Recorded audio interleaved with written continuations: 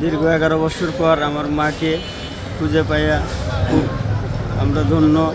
হারাইছে 11 বছর আগে। আমরা তখন 4 ভাই, আমরা ছোট ছোট। আমার আরও 3টা ভাই আছে, ওরাও খুব কান্নাকাটি করে অনেক জায়গায় খোঁজ খবর দিয়েছিলাম, বাংলাদেশে পত্রিকায়ও ছবি পাঠাইছিলাম, কোনো জায়গায় খোঁজপত্র পাইনি। পরে 11 বছর পর মিডিয়ার দ্বারায় একটু গত 2 বছর হয় নাগপুর শহর থেকে আমরা এই যে মিডিয়ার দ্বারাই, সাংবাদিকের দ্বারাই খোঁজটা পাই। আমার মাকে কাগজপাতি সব কিছু মিডিয়ার কাছে দিছি, দিয়ে এই যে আল্লাহর রহমত আজকে আমার মাকে আমরা ফিরে পাইতেছি। আমরা খুব ধন্য। আমার বোন হারানো বোন আমরা পাচ্ছি 11 বছরে। আমার মনটা খুব শান্তি, খুব খুশি। আমি এই 11 বছরে অনেক চিন্তা ভাবনা দিন কাটাচ্ছি। আমার ওই বোনের সঙ্গে চিন্তা ভাবনা, আমার মাটা মরে গেছে আমার এই বোনের চিন্তাতে। আমার তো যে মাটা থাকছে, আমার মাটা কত খুশি। আমি তো খুশি হচ্ছি, আমার মাও অনেক খুশি হইতো।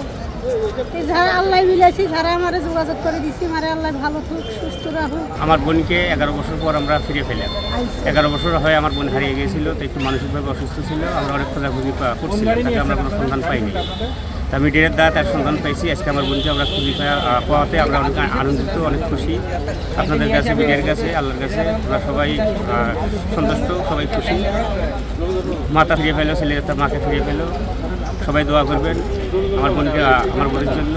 পাচার হওয়ার যে নারীকে আমরা ফেরত আনছি, তার নাম হচ্ছে সান্ত্বনা। তিনি তার পরিবার থেকে 2015 সালে কোনো কারণে হারিয়ে যায়। তো তার খোঁজ আমি পেয়েছি 2024 সালের জুলাই মাসে, যখন আন্দোলন চলছিল। তখন বোম্বের একটা শেল্টার থেকে একটা মেসেজ আসে যে এরকম একটা বাংলাদেশি নারী আছে, তাকে একটু কথা বলে পরিবারকে খোঁজানোর ব্যবস্থা করা যায় কিনা। তো আমি কথা বলে জানতে পারলাম যে তার হোম ডিস্ট্রিক্ট হচ্ছে গাইবান্ধা জেলার সুন্দরগঞ্জ এলাকায়, এবং তার পরিবারকে আমি প্রায় অলমোস্ট 24 ঘন্টার মধ্যে তার পরিবারকে খুঁজে বের করি, এবং বের করেই তাৎক্ষণিক শুরু হয় তাকে ফিরিয়ে আনার প্রচেষ্টা। গত 16 মাসের ঐকান্তিক চেষ্টায় নানান দপ্তর ঘোরাঘুরি করে আমরা তার ছাড়পত্র পেয়েছি।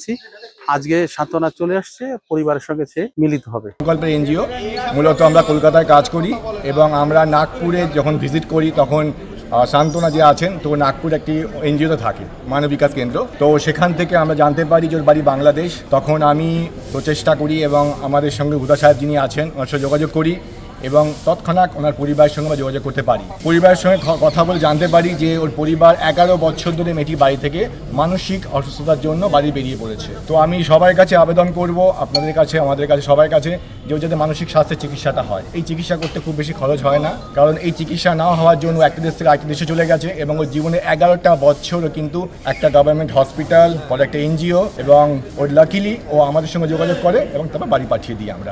আজকে আমি খুব খুশি একটি মানুষকে বাড়ি পাঠাতে পারছি।